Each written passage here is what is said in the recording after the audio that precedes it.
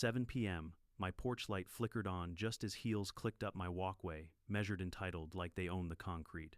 She introduced herself as Linda Hawthorne, Community Standards Director, flashing a shiny badge and a smile that never reached her eyes. Then she did the unthinkable, pulled out a ring of master keys, and aimed for my front door as if my home were a file cabinet she could audit. 35 years as an engineer taught me to trust patterns, and every detail screamed counterfeit embossed letterheads with typo citations that didn't exist, a confidence built on theater. I told her no. She dialed for backup. My cameras were rolling, my evidence folder ready, and the one thing Linda didn't know was already on his way. If she wanted a show of authority, she picked the wrong stage and the wrong family. Before we dive in, drop a comment with where you're watching from and what time it is right now. The first time I saw her, I thought she was just another overeager neighbor with too much free time. But Linda Hawthorne wasn't carrying a casserole dish or a welcome note. She was armed with a clipboard, a leather-bound portfolio, and the kind of smile you see in politicians right before they raise your taxes. The sun was just setting, throwing long shadows across Maple Crest Drive, when she strutted toward me like a general approaching a nervous recruit. "Good evening, Mr. Carson," she said, her voice syrupy but edged with steel. "I'm your Community Standards Director." She let the words hang in the air like a badge of honor, though the badge pinned to her blazer was the kind you'd order online with expedited shipping. She carried herself like she owned the entire street, pausing to glance at my flower beds, my mailbox, even the way my porch light leaned a fraction of an inch. Her gaze wasn't casual, it was calculating. I had spent decades designing aircraft systems, training my eye to spot inconsistencies, and something about this woman screamed inconsistency. Before I could even respond, she opened the portfolio with a flourish. Inside was a bound document with the title Maple Crest Community Standards Manual. The embossed letters glinted under the porch light, but the paper felt flimsy, like it had been printed at a copy shop the same morning. She flipped to a page covered in photographs, lawns, fences, driveways, all annotated with red circles and typed notes. "You've inherited several compliance issues from the previous homeowner," she explained, sliding the manual into my hands as though she were gifting me a prize. $350 in unpaid assessments, $250 monthly fees going forward, and of course, quarterly safety inspections, to ensure compliance with Article 12. I scanned the pages, my heart rate climbing. The citations looked official at first glance, but I caught 3 different font types on the same page. One line referred to a section of the Texas Municipal Code that didn't exist. Another had community standards spelled incorrectly. I nearly laughed, but her icy stare reminded me this wasn't a joke. Then I noticed the keys, 10 of them gleaming silver hanging from her belt. She must have caught me staring because she tapped the ring lightly, letting the metal jingle. "These," she said confidently, "are my master keys. For safety inspections, they open every home in Maple Crest." Every instinct in me recoiled. My locks had been custom installed years ago, reinforced deadbolts, the kind you don't just match at a hardware store. There was no chance her keys would fit, yet the audacity of her claim chilled me. It wasn't about opening doors, it was about power.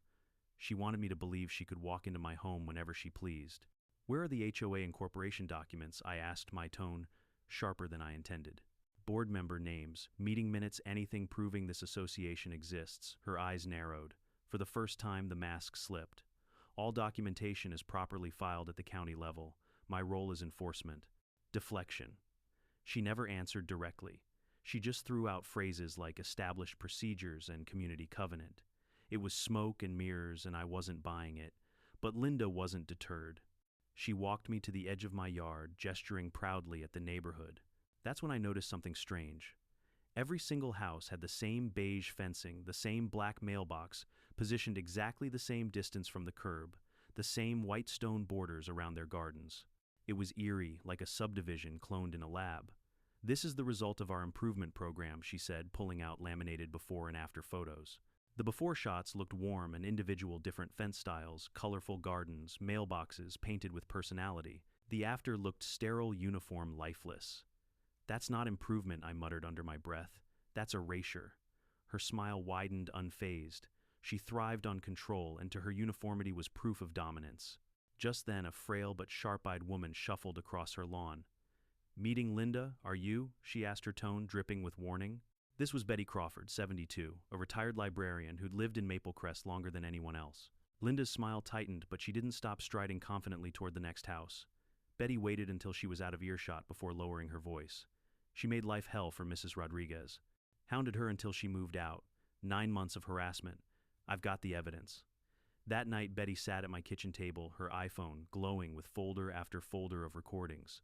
Photos of Linda snapping pictures of homes at dawn. Audio clips of her issuing threats about property value depreciation. Copies of violation letters taped to nearly every door. The language was identical each time. Same template, same fonts, same legal jargon.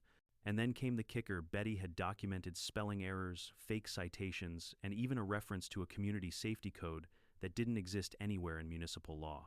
This isn't just a busybody, I said, flipping through the files. This is fraud. Betty nodded gravely. She's been collecting fees for months. People are paying because they're scared. They think fighting her will cost more in the long run. I clenched my jaw. Margaret, my late wife, used to say bullies only thrive when people stay quiet. Watching Linda parade around with her fake badge and counterfeit authority, I knew I couldn't stay quiet. The next morning, I drove straight to the county clerk's office. The municipal clerk, a young man with square glasses, tapped furiously at his computer. After a few minutes, he looked up, almost confused. "There's no HOA registered for Maple Crest," he said. "It's an unincorporated subdivision. Beyond city codes, there's no association authority." My stomach dropped. Every violation notice, every fee, every so-called safety inspection, it was all fabricated, and Linda was the puppeteer pulling the strings. I left the office with shaking hands, half with rage, half with adrenaline. By the time I pulled into my driveway, another violation notice was taped to my door. This one claimed my fence exceeded the community maximum by 2 inches. The total penalty, $200 payable within 48 hours. I ripped it down and stared at my house. She was escalating. And if I didn't act soon, she'd try to make an example of me, just like she had with Mrs. Rodriguez. But Linda didn't know who she was dealing with. I wasn't about to roll over. I had experience in documentation, a network of neighbors, and one ace up my sleeve. She couldn't predict my son, Deputy Sheriff Matthew Carson. If Linda thought her master keys and counterfeit covenants would give her the upper hand, she was in for the biggest shock of her life. By the next morning, I was ready for battle. I spread Linda's so-called standards manual across my dining table, flipping page after page, highlighting every inconsistency I could find. It wasn't hard. The deeper I went, the clearer it became. This wasn't a manual, it was a prop, a weapon of intimidation dressed up in legal jargon. But Linda wasn't going to give me the luxury of quiet research. At exactly 9 o'clock, her heels clicked down my driveway again. She didn't knock. She stood at the bottom of my porch, chin-lifted, clipboard tucked under her arm like a sword. "Mr. Carson," she began smoothly, "I trust you've reviewed the compliance manual." I held it up between 2 fingers like it was contaminated. "Reviewed, yes. Believed, no." Her smile faltered just a fraction. "Our community covenant is not optional. These are binding agreements tied to your deed." "Funny," I said, leaning against the railing. "Because the county clerk says Maple Crest doesn't even have an HOA. No incorporation, no board, no authority." Her eyes sharpened. "Misinformation spreads easily, Mr. Carson. I'd be careful repeating it." That was her game confidence. Project enough certainty, and most people cave. But she had no idea she was dealing with a man who'd spent decades auditing engineering blueprints where one misplaced decimal could cost lives. Lies don't hold up under scrutiny, not for long. Before I could press her further, she shifted tactics. "Quarterly safety inspections are scheduled for this week. I'll need access to your backyard and garage." She tapped the ring of keys at her belt, letting them jingle in the morning air. I felt a chill crawl up my spine. She wasn't just bluffing anymore. She was escalating. "You won't be stepping foot in my house," I told her firmly. "Not with fake keys, not with fake laws."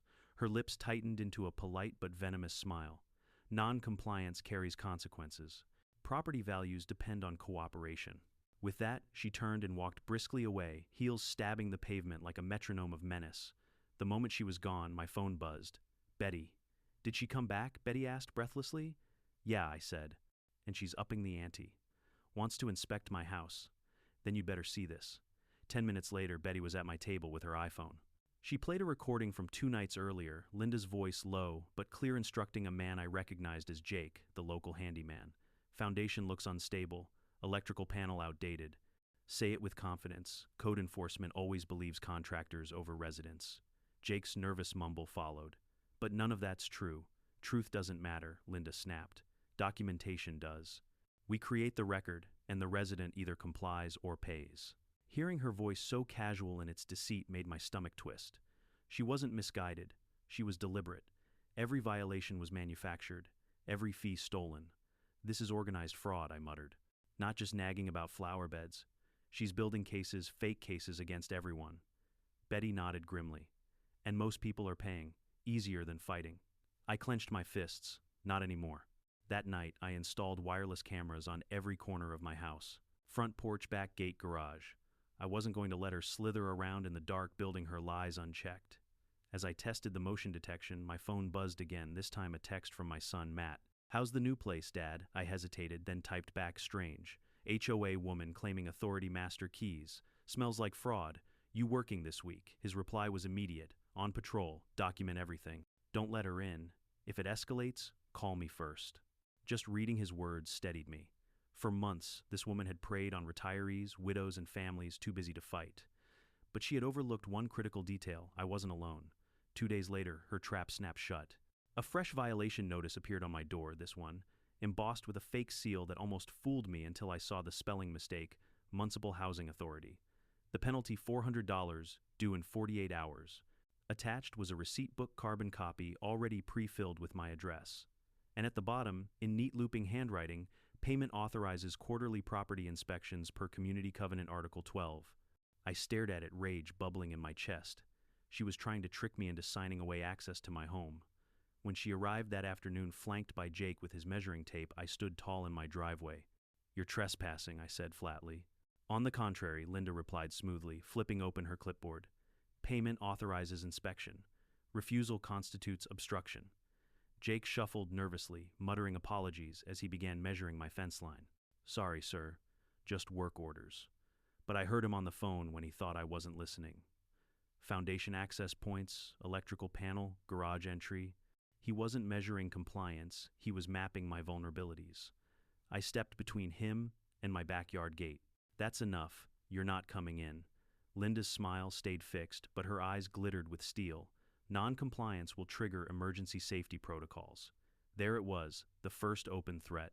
My neighborhood wasn't under management, it was under siege. And for the first time, I realized just how far Linda was willing to go. That night, Betty texted me again. Another recording. This one chilled me to my core. Linda's voice, target confirmed. Widowed elderly, isolated. Perfect candidate for compliance enforcement. I sat there in my kitchen, the glow of my laptop illuminating the forged documents spread across the table. My pulse hammered in my ears. She thought I was weak. She thought she could break me, but she had no idea who she was really dealing with or that my next phone call would change everything. I dialed Matt. "Dad." His voice was alert, professional.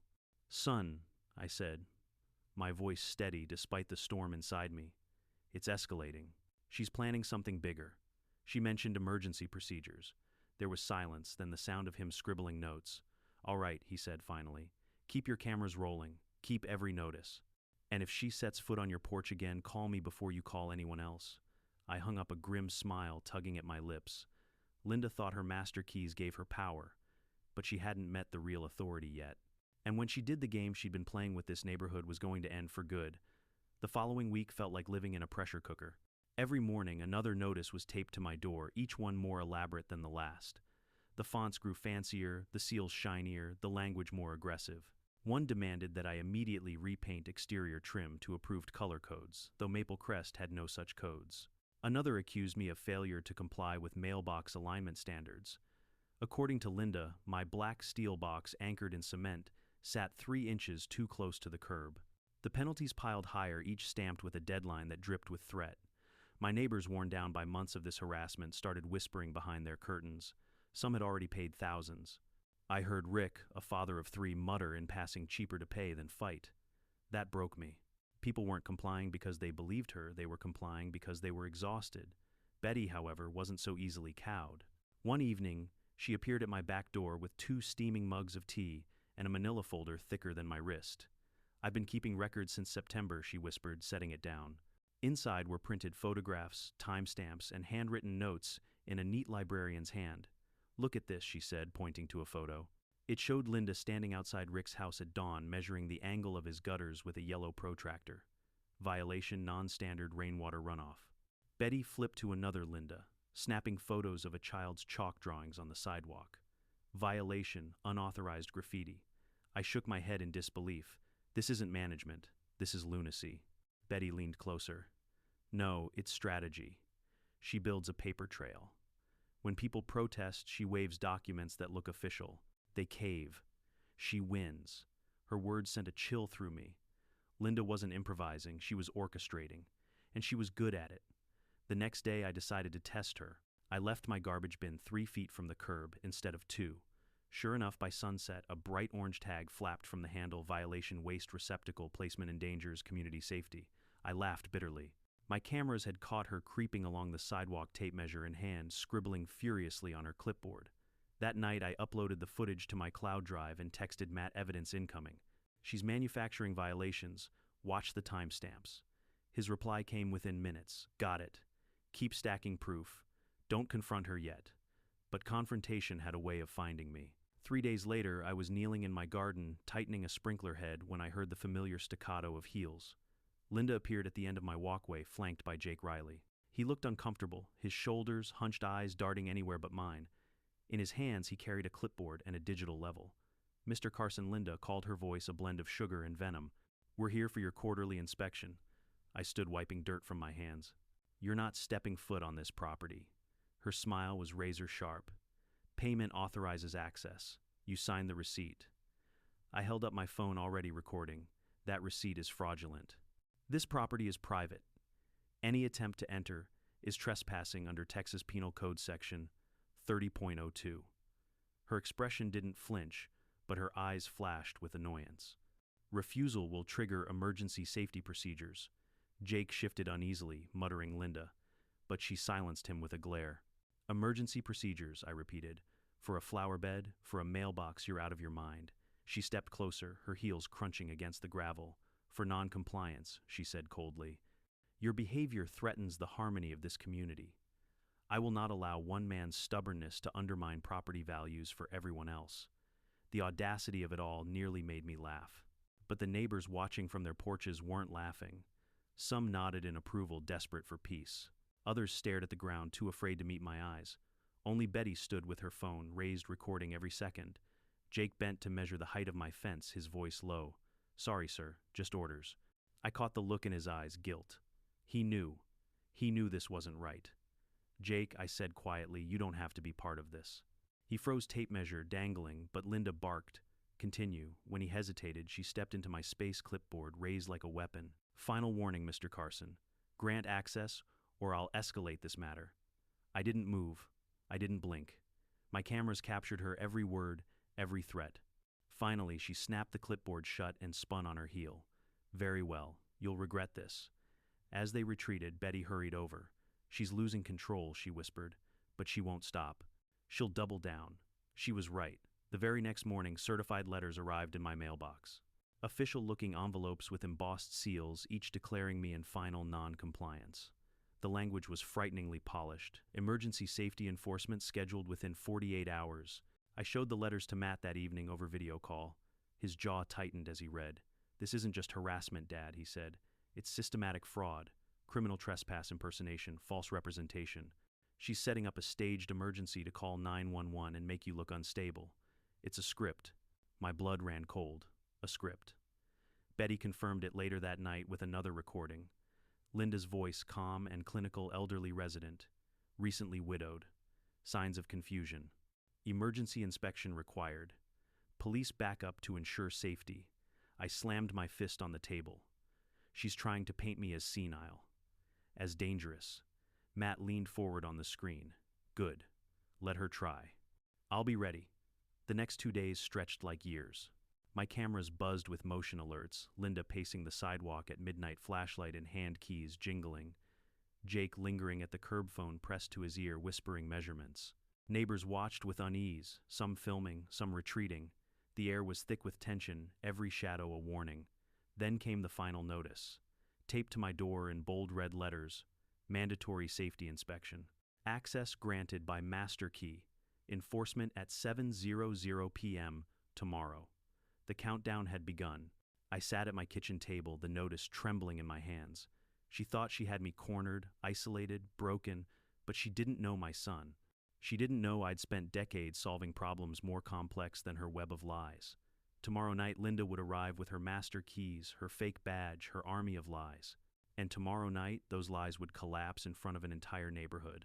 Because tomorrow night, the sheriff was coming home. The morning of the so-called mandatory safety inspection felt like the eye of a storm. The sky was too blue, the street too quiet, like Maple Crest itself was holding its breath. I woke before dawn, brewed a pot of strong coffee, and sat at my kitchen table, staring at the stack of violation notices Linda had plastered on my door over the past 2 weeks. The pile looked ridiculous, dozens of pages with fake seals and bold red deadlines, but I knew better than to laugh. Paper was her weapon. Each page was designed to scare people into silence. Betty came by at 8, clutching her iPhone like it was a lifeline. "She's planning something big," she whispered. "I saw her last night across the street coaching Jake again." She said, "Tonight we end this." My stomach tightened. Then tonight we'll be ready. I'd already set up my cameras at every angle, front porch, back gate, garage, even a discreet one peeking through the blinds of my living room window. Every device fed to my cloud account and Matt's secure server. If Linda thought she could twist reality, I was going to drown her in evidence. Around midday, Rick from down the street stopped by. He looked exhausted, the kind of exhaustion you only get from months of stress eating at your wallet and your pride. "Garrett," he said, my name spoken like a confession. "I've paid her almost $2,000 since December. Every month it was something new. Fence too high, shrubs, not trimmed, mailbox crooked. I thought I was buying peace, but now..."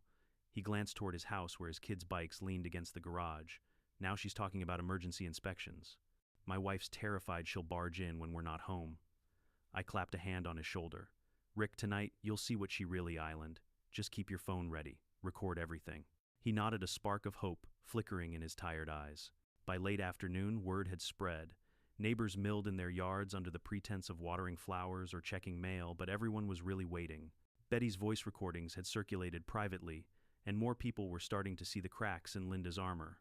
Still a few clung to her promises. Susan, for example, the realtor who prided herself on protecting property values, hovered near her driveway arms, crossed, glaring at me like I was the villain for challenging Maple Crest's authority. 6 o'clock ticked by slowly. I sat on my porch steps, sipping lukewarm coffee, heart thudding like a drum. My phone buzzed Matt. "Dad," he said, his voice calm but firm, "I'm working tonight. I'll be in the area. If she makes a move, don't argue. Don't let her in. Call me the second she tries anything." I exhaled. Got it. At 6:45, the show began. A dark sedan pulled up in front of my house. Out stepped Linda, dressed like she was attending a board meeting. Navy blazer, polished heels, badge gleaming under the setting sun. In one hand she carried her clipboard, in the other the infamous ring of keys, which she dangled deliberately so the neighbors could see. Behind her trailed Jake, carrying a tool bag he clearly didn't want to carry. His shoulders sagged, his eyes darted nervously toward me. He looked less like an accomplice now, and more like a hostage to his own bad decisions. "Mr. Carson," Linda called, her voice ringing across the cul-de-sac. "Pursuant to Article 12 of our community covenant, your property is scheduled for emergency inspection." Phones clicked on all around us. Neighbors lined the sidewalks, pretending to be casual, but I could see the glow of record buttons. I stayed seated on the steps. "Linda, this neighborhood has no HOA. There is no Article 12. What you're attempting is criminal trespass." Her smile never faltered, though. A vein pulsed at her temple. "Obstruction of safety procedures will not be tolerated. Compliance is mandatory." With exaggerated ceremony, she selected the first key from her ring and approached my front door. The metal scraped against the lock. Nothing. A murmur rippled through the crowd. She tried another. Still nothing. By the third, her smile tightened. By the fifth, sweat glistened at her hairline. By the eighth, her hands trembled. I rose slowly, camera in hand. 10 keys, Linda. Not one fits. Tell me again how you have master access." Silence fell heavy over the street. Neighbors leaned in, some gasping, some whispering. Betty's voice rang clear from her porch. "She's been lying this whole time. Those keys never worked." Rick stepped forward, anger replacing his fear. "I paid you $1,700 for this, for nothing." The crowd erupted. Phones lifted higher voices shouting scammer, liar, fraud. Susan's jaw dropped as the truth sank in. Linda's composure cracked. Her face twisted, and in a burst of rage she hurled the keys at my door. The metal clanged against the wood, leaving a dent. Her clipboard followed papers, scattering like confetti in the wind. "You don't understand," she screamed, voice shrill. "I am this community. Without me, your homes will be worthless." The neighbors weren't buying it. The illusion was gone. And then in a final act of desperation, she pulled out her phone and dialed 911. "This is Director Hawthorne," she barked into the receiver, pacing wildly. "I'm under attack by a mob. An elderly man is unstable, threatening community safety. I need immediate police response," gasps erupted. Betty shouted, "She's lying to 911. Others echoed her, filming every frantic word. I stepped back into the doorway, calm as I could manage, though my pulse hammered in my ears. I whispered to myself, "Come on, Matt, now's the time." Minutes later, sirens wailed in the distance. The crowd grew restless, phones capturing every second. Linda straightened her blazer, smoothed her hair, and positioned herself like a martyr awaiting rescue. She believed the cavalry was coming for her. But when the patrol car pulled up and the deputy stepped out, her face went pale. Because standing there in full uniform was my son. When the cruiser rolled to a stop, the neighborhood collectively froze. The wail of the siren cut off, leaving only the buzz of cicadas and the nervous shuffle of feet on the sidewalk. Linda straightened her blazer, brushed stray strands of hair from her face, and lifted her chin high, already rehearsing whatever grand lie she planned to spin. She clutched her phone like a trophy, sure she had just summoned her salvation. Then the door of the cruiser opened, and Deputy Sheriff Matthew Carson, my son, stepped out. The sight hit me like a jolt of electricity. His uniform gleamed under the orange glow of sunset badge, catching the last rays of light, his posture calm but commanding. I watched Linda's expression morph in real time, confidence first, then confusion, then the first flicker of dread. But she was too arrogant to see the trap she'd just walked into. "Officer," she cried, striding toward him with arms wide like she was welcoming an old friend. "Thank God you're here. I am Director Hawthorne of the Maple Crest Community Standards Authority. This entire mob has turned against me. That man," she jabbed a finger toward me, "is unstable, non-compliant, and dangerous. He has incited his neighbors to obstruct official safety procedures. Arrest him immediately." Her performance was flawless, almost convincing. Almost. Matt didn't even glance at me at first. His training was written in every movement: professional, neutral, detached. He scanned the scene, neighbors filming, documents scattered across the pavement, a dent in my front door where Linda had hurled her keys. His eyes swept over, Betty phone held steady, then to Rick, clutching a stack of fake receipts, then finally to me. I couldn't help it, I smiled. "Evening, son." The collective gasp from the crowd might have registered on a seismograph. Phones zoomed in, capturing every twitch of Linda's face as the reality hit her. "Son," she stammered. Matt's gaze locked onto her, steady and cold. "Ma'am, step away from my father. Now." The authority in his voice left no room for argument. Still, Linda sputtered, her face draining of color. "Your father number. No, that's impossible. This is a setup. He's confused.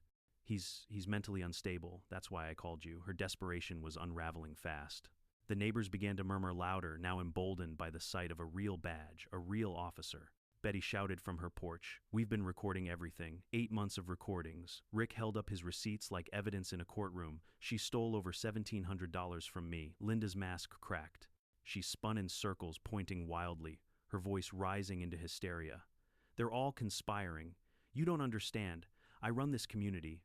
I have authority here." Matt stepped forward, his tone sharp. "Ma'am, let me make this very clear. There is no registered homeowners association in Maple Crest. There is no community standards authority. What you are doing constitutes criminal trespass, fraud, and impersonation of a public servant." Her mouth opened and closed like a fish gasping for air. She turned to Jake, pleading, tell him I'm legitimate." Jake's face was pale as chalk. He shifted uncomfortably, then finally spoke, his voice barely above a whisper. I can't.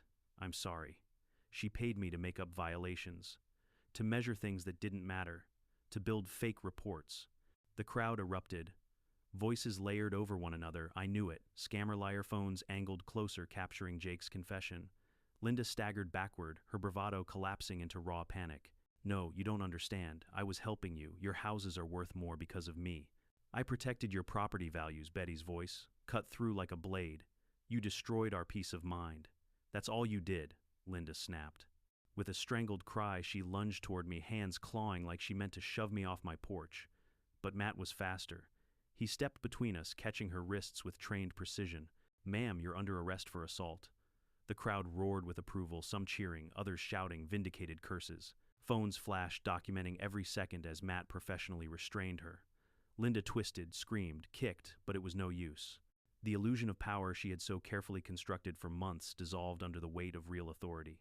Backup is on the way, Matt said calmly into his radio. We have a combative suspect, multiple charges pending. Linda's voice cracked into sobs, her arrogance bleeding into desperation. You can't do this. I'm the director, I'm the law here. But no one believed her anymore. The neighbors who once nodded politely now glared at her with fury. Susan, who had defended her the loudest, covered her mouth in horror. Rick shook his head, muttering, all those months, all that money, for nothing. I stood silently on my porch, my chest heavy but proud. For months she had terrorized this street. For months she had convinced people she was untouchable. But in the end, her empire of lies crumbled with the sound of handcuffs clicking shut. As Matt led her toward the cruiser, she shrieked, "This isn't over. I'll sue you all. You'll regret this when your homes lose value." Betty recorded until the door slammed shut behind her, muffling her rant into silence. The neighborhood exhaled, as one the tension lifting like fog burned off by sunlight. Rick stepped closer, clapping me on the shoulder. "Garrett, you did it. You stood up to her when the rest of us couldn't." I shook my head. "We did it. You all stood here tonight. You recorded. You witnessed. That's what stopped her." Matt returned his expression, softening now that procedure was complete. "Dad, you handled this perfectly. Your documentation, your cameras, it's airtight evidence. She won't be running any more scams." For the first time in months, I felt something I hadn't dared to hope for: peace. But deep down, I knew this wasn't the end. Because when fraud runs this deep, when someone builds a whole identity on manipulation, the aftermath is just as important as the arrest. And Maple Crest still had scars to heal. When the second patrol car arrived, the spectacle turned into something out of a courtroom drama. 2 additional deputies stepped out, one taking Linda into custody, while the other began collecting the papers scattered across my lawn. The neighborhood gathered in clusters, whispering, filming, murmuring their disbelief. For months they had treated Linda's word as law, and now they were watching her crumble in handcuffs. Susan, the realtor who had once defended Linda with near-religious zeal, stood frozen in her driveway. Her manicured hands trembled as she whispered, I believed her. I thought she was protecting us." Tears welled in her eyes as she looked at me. "Garrett, I'm so sorry. I helped her. I spread her lies." I didn't answer right away. My anger was still raw, but seeing her break under the weight of her own guilt softened me just enough. "Susan," I said, my voice low but steady, "what matters now is you stop believing in appearances and start believing in truth. You weren't the only one fooled." Rick chimed in, his voice thick with rage.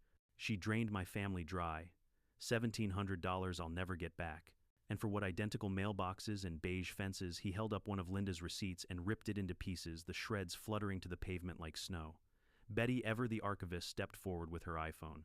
"I have months of recordings," she announced, her voice trembling but strong. "Every threat, every bogus inspection, every time she harassed a neighbor. They're all time-stamped. Tonight proves she was never legitimate."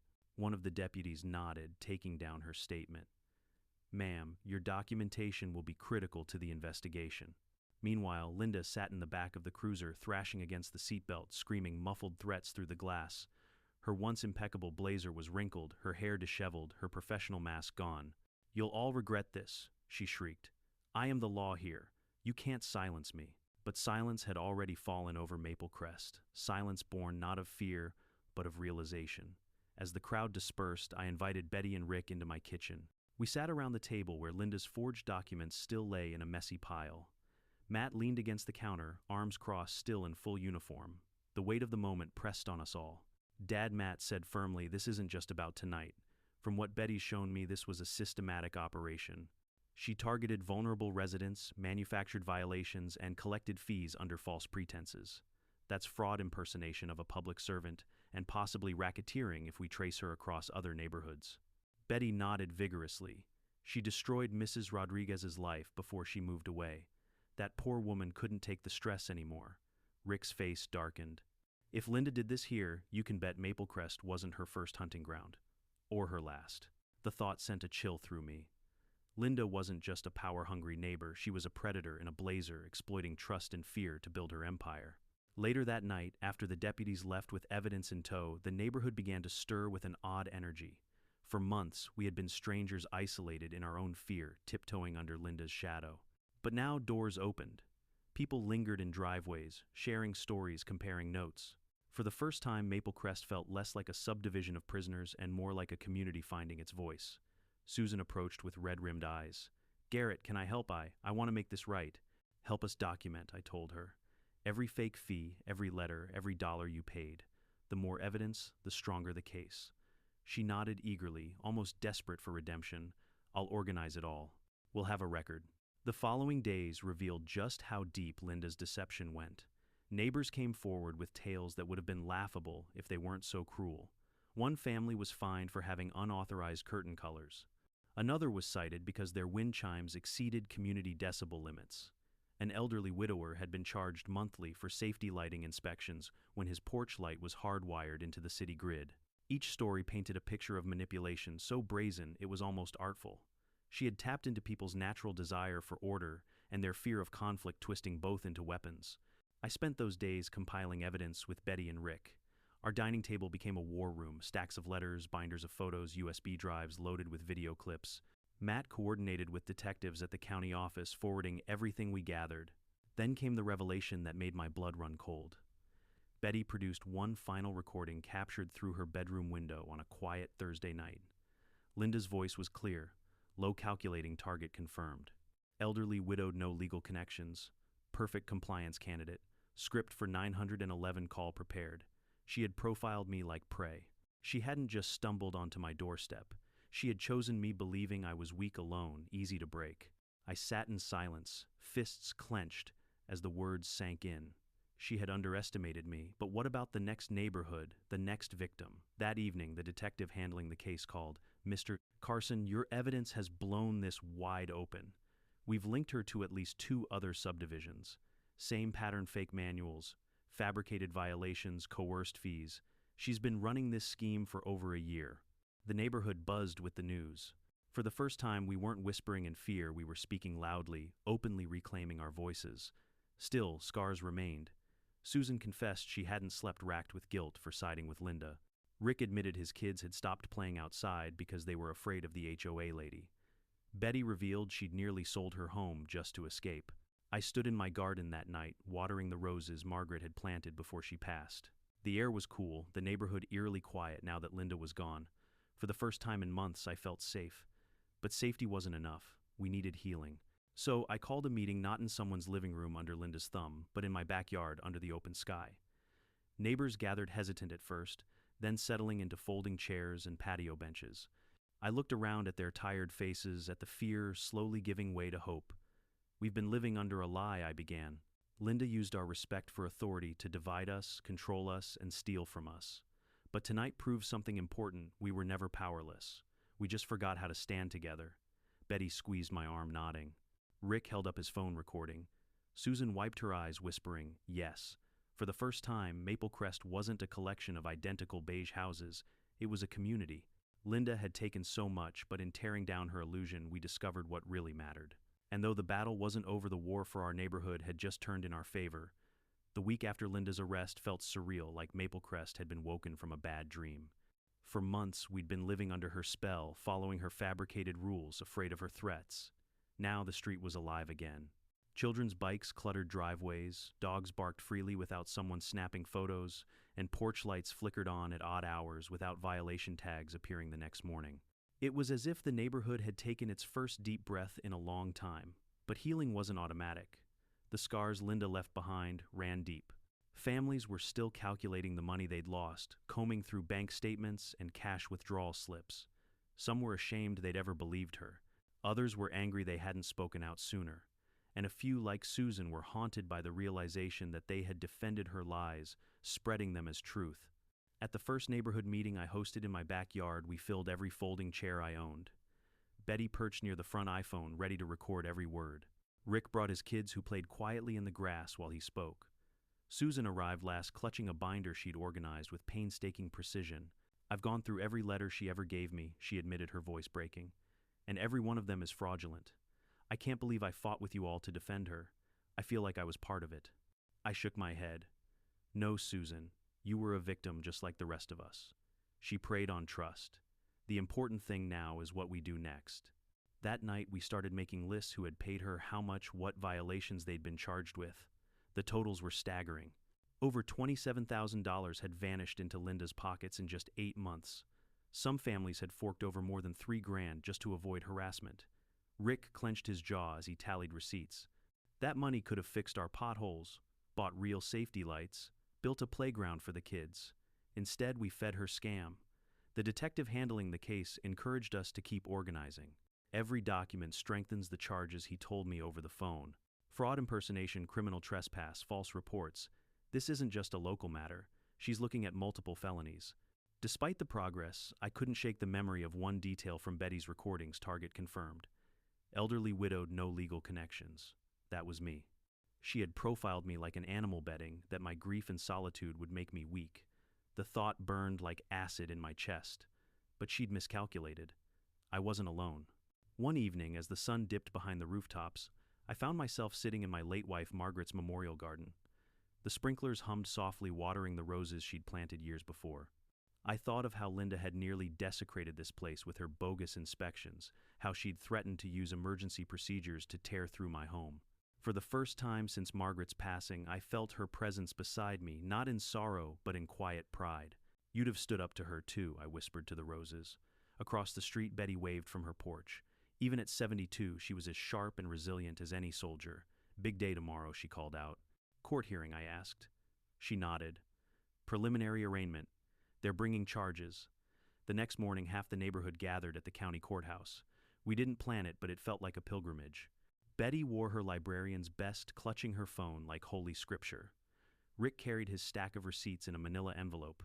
Susan showed up with her binder, determined to face the consequences of her misplaced loyalty head-on. When they brought Linda in, shackled and still defiant, a hush fell over the room. She looked smaller, somehow stripped of her armor of clipboards and badges, but her eyes still burned with the same wild conviction.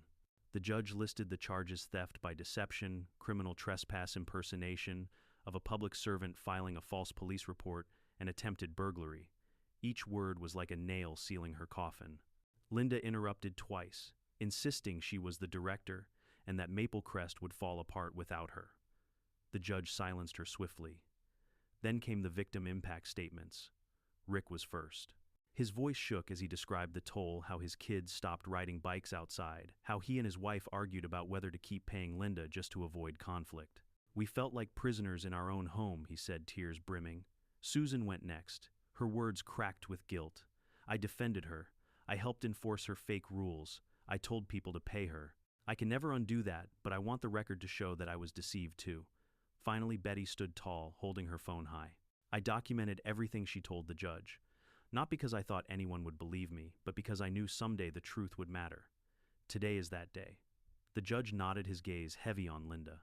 The evidence is overwhelming. Bail is denied. This case will proceed to trial. The courtroom erupted in whispers, neighbors hugging each other, relief flooding the air. For the first time in months, I felt the tension in my shoulders loosen. Outside, the media swarmed. Cameras flashed, microphones thrust forward. Mr. Carson, how did you know she wasn't legitimate? One reporter asked. I looked into the lens and answered plainly, because real authority doesn't need to bully. And real neighbors don't need threats to care for their community. The footage aired that night, sparking a wave of outrage across the county. Calls poured in from other neighborhoods claiming they'd seen similar scams. Detectives began connecting dots, realizing Linda wasn't just a local menace. She was part of a wider pattern of fraud. Back in Maple Crest, life slowly stitched itself back together. Kids drew chalk pictures on the sidewalks again. Rick replaced his battered fence without fear of violations. Susan organized a block party not to enforce rules but to celebrate freedom from them. And one evening, as the sun dipped low and laughter echoed down the street, Betty leaned over and whispered, "You know, Garrett, sometimes it takes one person to stand up before the rest. Remember how to." I smiled, looking around at my neighbors, no longer divided, no longer afraid. Linda had tried to turn us into puppets. Instead, she'd forged us into a community. The battle had been long, messy, and painful, but the war for Maple Crest's soul had been won. The weeks that followed Linda's arraignment were a blur of legal paperwork, community meetings, and long overdue conversations. What struck me most wasn't just the relief that she was gone, but the strange mix of shame and resilience that lingered in Maple Crest.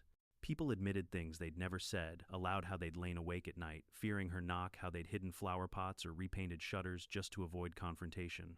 Fear had twisted our lives into quiet obedience. Now, in the silence of her absence, we were learning to speak freely again.